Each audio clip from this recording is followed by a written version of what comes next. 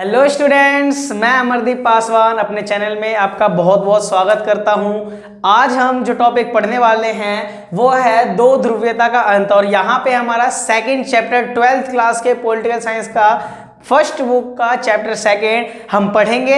ठीक है, और इसमें मैंने जो फर्स्ट चैप्टर कराया था उसमें अगर आपने वीडियो नहीं देखा तो डिस्क्रिप्शन में लिंक है, कृपया जाकर के उस वीडियो को देखिए, क्योंकि वो वीडियो सबसे बेसिक वीडियो है। अगर वो समझ नहीं आएगा तो आपको ये भी समझ में नहीं आएगा। वैसे उम्मीद करता हूँ कि समझ में आ जाएगा, कोशिश करूंगा ऐसा। ठीक है, तो यहाँ पे क्या बताया गया, दो ध्रुवीयता का अंत। फर्स्ट चैप्टर में क्या बताया था कि सोवियत संघ और अमेरिका दोनों के बीच में क्या हो गया था, पूरा विश्व बट गया था और इस तरीके से पूरा का पूरा विश्व दो ध्रुवीयता में परिवर्तित हो गई थी। तो अब हम ये बता रहे हैं जो दूसरा ध्रुव था यानी कि जो सोवियत संघ था उसका क्या हो गया है, अंत हो गया है। ठीक है, तो अंत हुआ कैसे?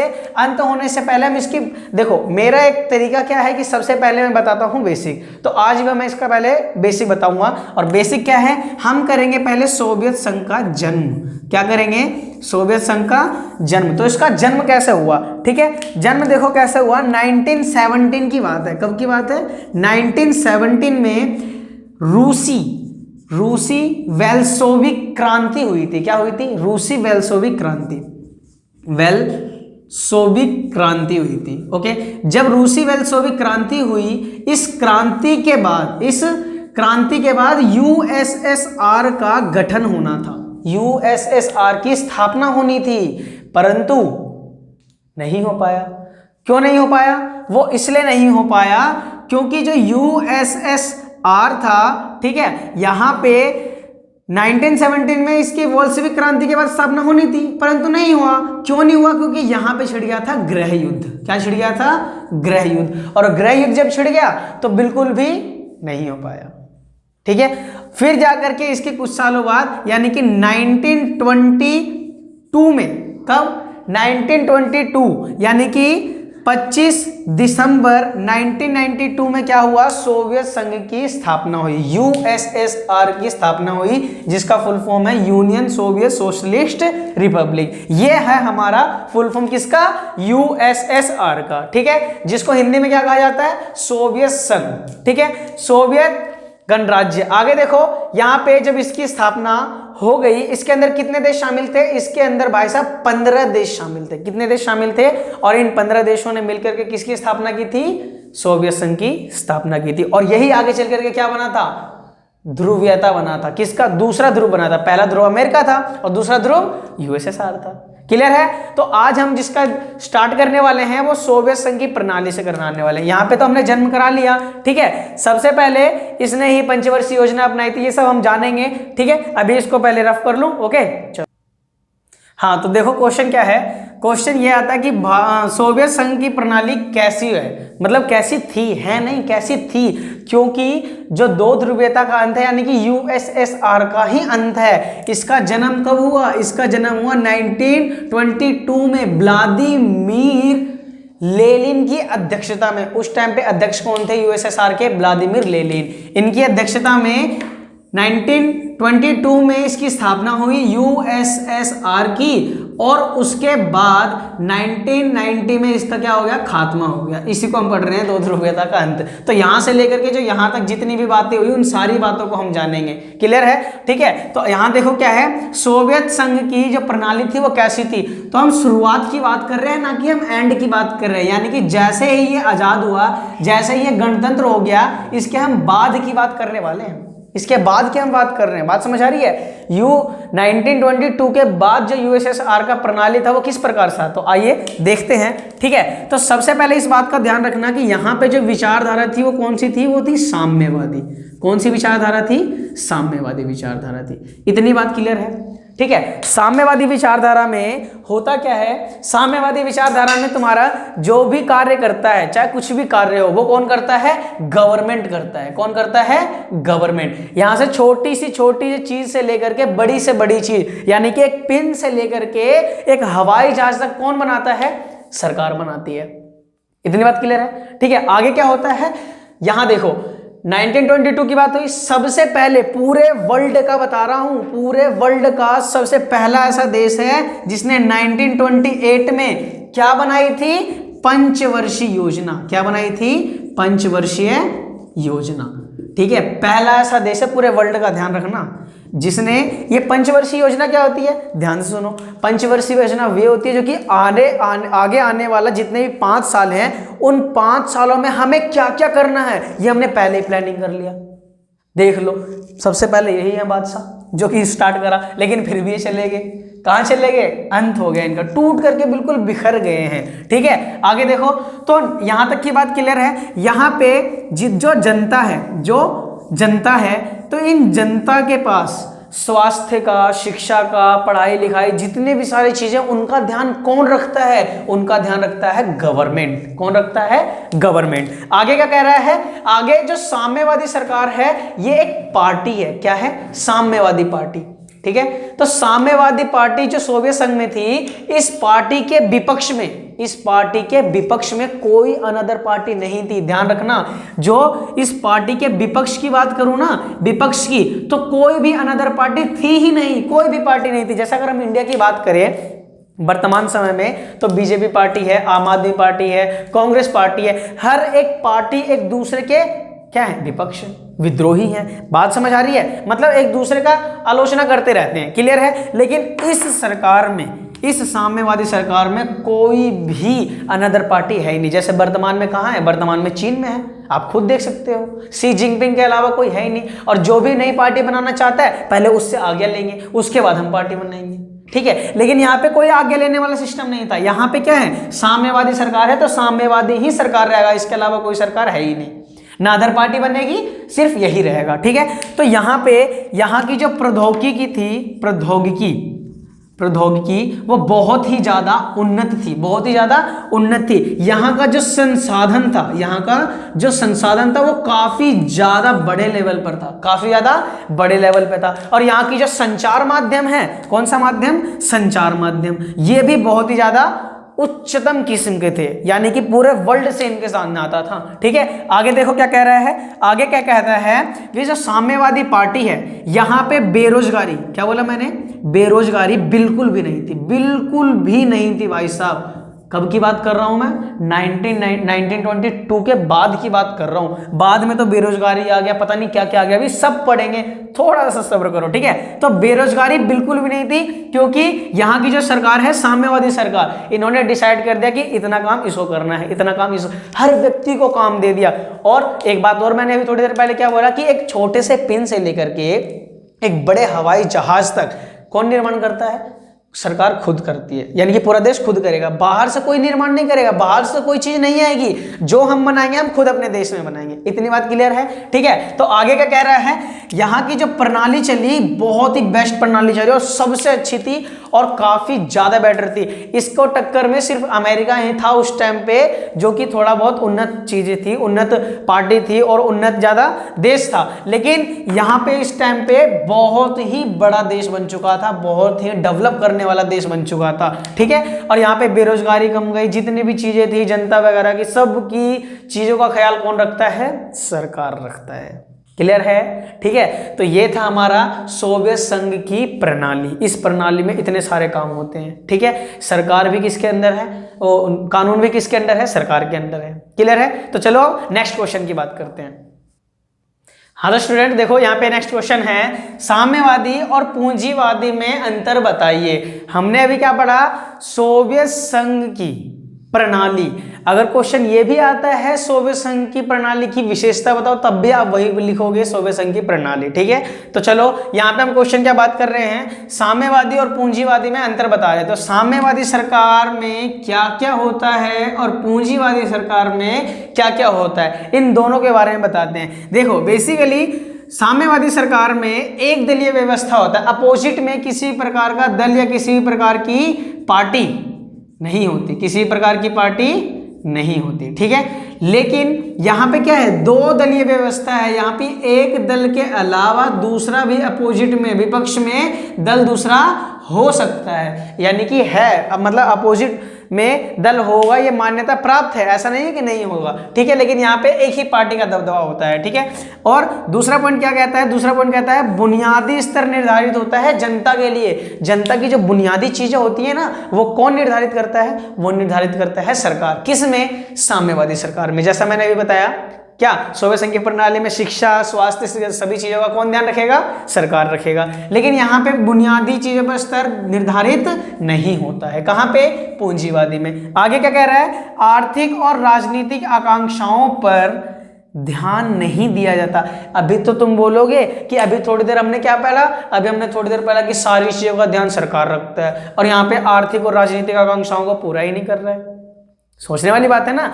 तो ध्यान रहे, क्या बोल रहा है, आर्थिक और राजनीतिक आकांक्षाओं को पूरा नहीं कर रहा है। यानी कि राजनीति के अकॉर्डिंग, देखो पहले आर्थिक के अकॉर्डिंग समझ लो, अगर कोई व्यक्ति विदेश में विदेशी कंपनी खोलना चाहता हो तो वो नहीं खोल पाएगा, नहीं खोल पाएगा ना, क्योंकि इसने अलाउड ही नहीं कर रखा। अगला पॉइंट हम पढ़ेंगे, ठीक है। लेकिन देखो, और राजनीतिक आकांक्षा पूरा कैसे नहीं कर रहा है, क्योंकि राजनीति में एक ही पार्टी है। अगर वोट, तुम्हें वो पार्टी पसंद हो या वो पार्टी पसंद ना हो, तुम्हें वोट तो उसी को देना है। एक ही पार्टी तो है भाई, समझ में आ रही बात। चाहे वो पसंद हो, चाहे वो उसकी शक्ल खराब हो, वो गंदा दिखता हो, वो नहाता ना हो, लेकिन वोट तुम्हें उसी को देना पड़ेगा। किसमें, साम्यवादी सरकार में, है ना। नेक्स्ट क्या है, देखो इसमें दिया जाता है, क्या दिया जाता है, आर्थिक और राजनीतिक आकांक्षा। क्योंकि यहाँ पे अपोजिट दूसरा भी दल है ना, अगर ये पसंद ना हो, ये ना आगे नहीं आया भाई, इसको वोट दे देंगे, है नहीं। अगर ये अच्छा नहीं लग रहा तो इसको वोट दे देंगे। ऐसा दो दलीय व्यवस्था है, किसमें, पूंजीवादी में, लेकिन साम्यवादी में ऐसा नहीं है। इतनी बात क्लियर है, ठीक है। आगे क्या कहता है, आगे देखो, विदेशी कंपनियां पूंजी निवेश को देश में आने से रोका जाता है। अभी बताया था ना आर्थिक वाला चीज, ठीक है। विदेशी कंपनियों को और पूंजी निवेश को देश के अंदर से आने के लिए मना कर दिया। कह रहे आत्मनिर्भर बनो, चांटा मारो अगर किसी विदेशी को बुला लिया तो। समझ में आ गई बात। कह रहे खुद आत्मनिर्भर बनो, एक छोटी सी पिन से लेकर के बड़े से हवाई जहाज तक तुम खुद निर्माण करो, दूसरों के भरोसे नहीं जीना। लेकिन ये पूंजीवादी क्या कहते हैं, भाई हम तो खुद भी बनाएंगे और विदेशों को भी अपने पास बुलाएंगे, उनका भी तो तरीका सीखना है, और विदेशी व्यापार को भी बढ़ावा देंगे, जब भी तो देश डेवलप होगा। अमेरिका को जानते हो ना, विश्व के सबसे पावरफुल देश है और जीडीपी में भी सबसे आगे है, ठीक है। तो यह है पूंजीवादी देश। आगे क्या कह रहा है, निजी संपत्ति पर रोक लगा दिया जाता है। कहां पे, साम्यवादी सरकार में। कह रहा प्राइवेट कंपनी खोलेगा, ऐसा चांटा मारूंगा ना वही ढेर हो जाएगा। कौन कहता है, साम्यवादी सरकार कहता है नहीं। कह रहा कि निजी संपत्ति पे कोई अधिकार नहीं होगा, सब पर किसका नियंत्रण होगा, सरकार का नियंत्रण होगा, ठीक है। चाहे बिजली हो, पानी हो, चाहे कुछ भी हो। यहाँ पे तो हम अपने देश के, हम देखो हमारे देश में जो इंडिया है वहां पे मिश्रित अर्थव्यवस्था है, प्राइवेट भी है और गवर्नमेंट भी है। लेकिन यहाँ पे सारी चीजें क्या है, गवर्नमेंट है। यहाँ पे अगर कोई स्कूल खोलना चाहे, साहब जी हम स्कूल खोल ले प्राइवेट, बोले चांटा देख रहे हो, मारो बहुत ज्यादा। कौन कहता है, साम्यवादी सरकार कहता है। इतनी बात क्लियर है, ठीक है। यहाँ पे जितने भी संसाधन, जितने भी चीजें संपत्ति का होगा, वो किसका नियंत्रण होगा, सरकार का नियंत्रण होगा। लेकिन यहाँ पे क्या है, यहाँ पर है निजी संपत्ति का अस्तित्व है। यानी कि तुम चाहो तो अपना व्यापार कर सकते हो, तुम चाहो तो स्कूल खोल सकते हो, तुम चाहो तो कुछ भी कर सकते हो, है नहीं। अब सरकार का नियंत्रण यहाँ पे कम होता है, सरकार का नियंत्रण यहाँ पे कम होता है। इतनी बात क्लियर है। आगे नेक्स्ट और लास्ट पॉइंट क्या है कि उत्पादन और वितरण के संसाधन पर, उत्पादन और वितरण के संसाधन पर, उत्पादन मतलब क्या होता है, प्रोडक्ट को बनाना, वितरण क्या होता है, बांटना, है नहीं। उत्पादन और वितरण के संसाधनों पर किसका नियंत्रण होता है, सरकार का नियंत्रण होता है। सरकार कहता है यहां पे बेचना है तो यहीं पे बेचेगा, सरकार कहता है वहां जाओ तो वहां जाओ, यहां पे वितरण करो तो यहीं पे करो, ठीक है। किस पर, उत्पादन और वितरण के संसाधन की बात हो रही है। संसाधन क्या होता है, वे वस्तु, वे चीज जो मानव की आवश्यकताओं को पूरा करो, वो संसाधन कहलाता है, ठीक है। तो किसका नियंत्रण होता है वहां पे, सरकार का नियंत्रण होता है। लेकिन यहाँ पे उत्पादन और वितरण पर किसका नियंत्रण होता है, पूंजीपतियों का, जिसने उत्पादन किया है, जिसने पूंजी लगाई है, उसी का तो नियंत्रण होगा। वो जहां मर्जी चाहे वहां बेच दे, वो दूसरे देश में जाके बेचना चाहे बेच दे। बताया ना भाई, मान्यता प्राप्त है यहाँ पे, ठीक है। देखो उत्पादन और वितरण पर निजी पूंजीपतियों के, ठीक है, और किसके, बाजार का अधिकार होता है। यानी कि जिस बाजार ने जो उत्पादन अपनाया है वो कहीं भी बेच सकता है, कहीं भी जाकर के बेच सकता है, व्यापार कर सकता है, वितरण कर सकता है, कोई रोकने वाला नहीं है। क्लियर है, ठीक है। तो यहां पे हमारा क्वेश्चन कंप्लीट होता है। देखो अगर आपने इस चैनल को सब्सक्राइब नहीं किया है तो कृपया करके इसको जरूर सब्सक्राइब करें ऐसे इंटरेस्टिंग पार्ट्स और इंटरेस्टिंग चैप्टर्स को पढ़ने के लिए, और बेल आइकन को जरूर दबाएं ताकि सारे चैप्टर्स के नोटिफिकेशन आपके पास आते रहें। ठीक है, चलो नेक्स्ट क्वेश्चन की बात करते हैं। हाँ तो दोस्तों, जिस क्वेश्चन को अभी हम पढ़ने वाले हैं वो मोस्ट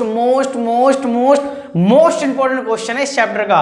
ये क्वेश्चन पूरे के पूरे 6 मार्क्स का क्वेश्चन आता है और हमेशा ही आता है। सीबीएसई वालों का इतना फेवरेट क्वेश्चन है, इतना फेवरेट क्वेश्चन है कि बेटा तू कैसा क्वेश्चन रहेगा, तू तो पहले आ 6 नंबर में।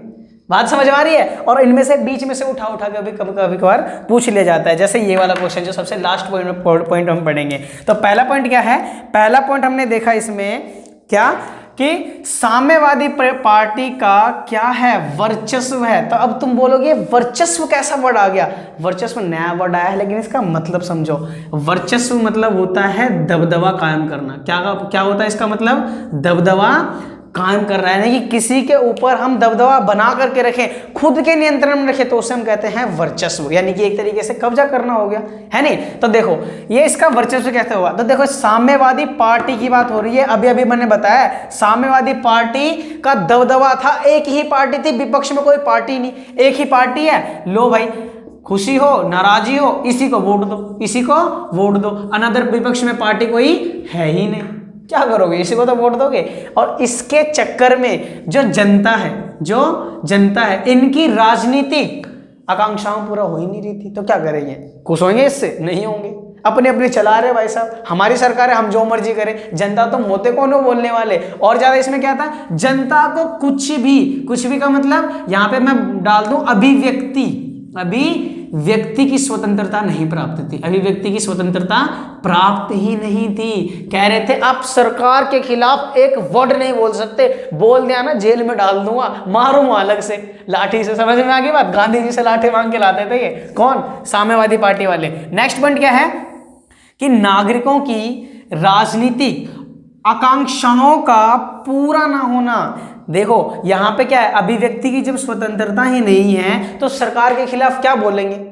जनता की बात कर रहा हूं, सरकार के खिलाफ क्या बोलेंगे? कुछ बोलेंगे ही नहीं। अगर कुछ बोला ले उठा के सीधा जेल में, वही गांधी जी वाला लाठी निकाला, दे बटापट शुरू। समझ में आ गई बात? तो यहाँ पे अभिव्यक्ति की स्वतंत्रता नहीं थी और राजनीतिक आकांक्षाओं तो पूरा हो ही नहीं थी। जनता चाह रहे हैं हम किसी और नेता को बना दें, हम किसी और पार्टी को जिता दें, लेकिन ऐसा कोई था ही नहीं। क्यों? क्योंकि विपक्ष में कोई पार्टी है ही नहीं, तो किसको जिताएंगे? जीतना तो इसी को पड़ेगा ना, चाहे नहाए ना, है नहीं? तो आगे नेक्स्ट क्या है? ये सिर्फ हेडिंग है, ध्यान रखना। पॉइंट मैं समझा रहा हूं और उस तरीके से लिखना। एग्जांपल मत लिख देना कि लाठी से मार रहे थे, ऐसा नहीं लिखना है, ठीक है? बस डेफिनेशन लिखना है, ओके? और देखो तीसरा पॉइंट क्या है? सोवियत संघ में नौकरशाही का शिकंजा। हमारे इंडिया में जो भी नेता बनता है ना, मतलब बनने की कोशिश करता है, जब इलेक्शन लगता है, हर किसी इलेक्शन का जो लीडर होता है वो एक ही मुद्दा रखता है। वो पता क्या मुद्दा रखता है? वो कहता है भ्रष्टाचार को मिटा करके रहूंगा। मिटा ही नहीं पाते, कौन मिटा पाएगा? ऐसे ही यहां पे नौकरशाही का शिकंजा हो गया। जब नौकरशाही किसे कहते हैं? सिविल सर्विस वाले जितने भी ऑफिसर होते हैं उनको नौकरशाही कहा जाता है, ठीक है? तो इनका हो गया था शिकंजा। गंजा नहीं बोल रहा मैं, शिकंजा बोल रहा हूं, ठीक है? तो शिकंजा यानी कि कब्जा कर लिया उन्होंने। क्या कब्जा कर लिया? नौकरशाही का कब्जा कर लिया। किन पर कब्जा कर लिया? लोगों पर। कह रहे पैसे दो तभी काम आगे बढ़ाएंगे, पैसे दो तभी काम आगे बढ़ाएंगे। क्या हो गया? भ्रष्टाचार। अब एक बात बताओ, क्या लोग खुश हो पाएंगे? नहीं हो पाएंगे। गुस्सा किन पे आएगा? सरकार पे। भाई जब सरकार ही निकम्मी है तो नौकरशाही का बनेगा ही भ्रष्टाचार। बनेगा कि नहीं बनेगा? बनेगा भ्रष्टाचार, ठीक है? तो नौकरशाही का शिकंजा कसता चला गया, जनता में इसमें असंतोष पैदा हो गया। ये लिखना है, जनता में असंतोष पैदा हो गया, जिनकी वजह से सोवियत संघ का टूटने का ये भी एक कारण बना है। आगे देखो क्या कहते हैं, सोवियत संघ में रूस का प्रभुत्व।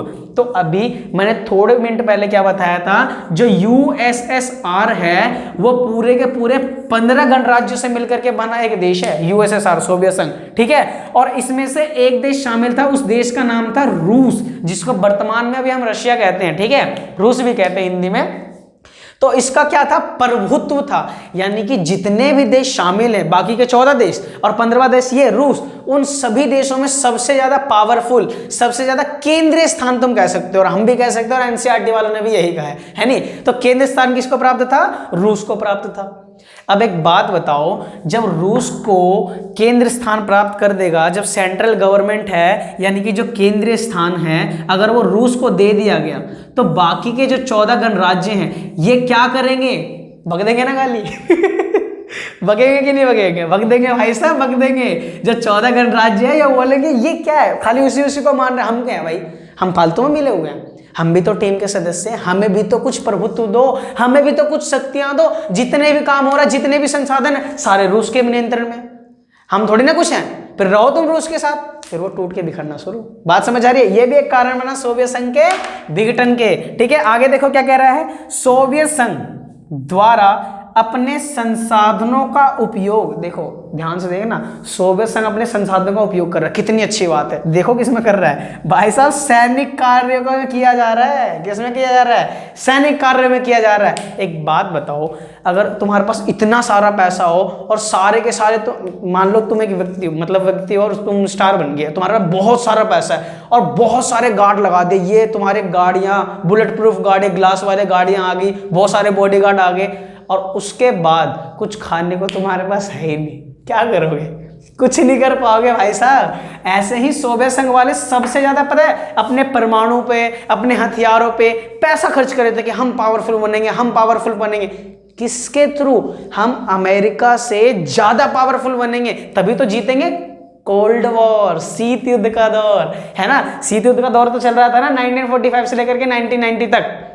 ठीक है, तो जब कोल्ड वॉर चल रहा था तो जो सोवियत संघ है वो ज्यादा से ज्यादा अपने सैनिक कार्यों पे खर्चा कर रहा था, किसी और चीज पे खर्चा नहीं कर रहा। जो जनता है यहाँ की, जो जनता है उस पर बिल्कुल भी ध्यान नहीं दे रहा। जनता तुम चलो साइड में, हमें पहले सिक्योरिटी चाहिए, हमें जीतना है भाई साहब। ठीक है, तो इसमें क्या होगा, इससे विघटन का कारण बनेगा कि नहीं? जब तुम जितना भी पैसा है वो सारा का सारा किस पर, सैनिक कार्यों पे खर्च कर दोगे, तो तुम्हारे पास बचेगा क्या? खाने के लिए पैसा बचेगा? नहीं बचेगा। उत्पादन के लिए पैसा बचेगा? नहीं बचेगा। जब पैसा ही खत्म हो जाएगा तो तुम्हारे पास पावर कहां से रहेगी भाई?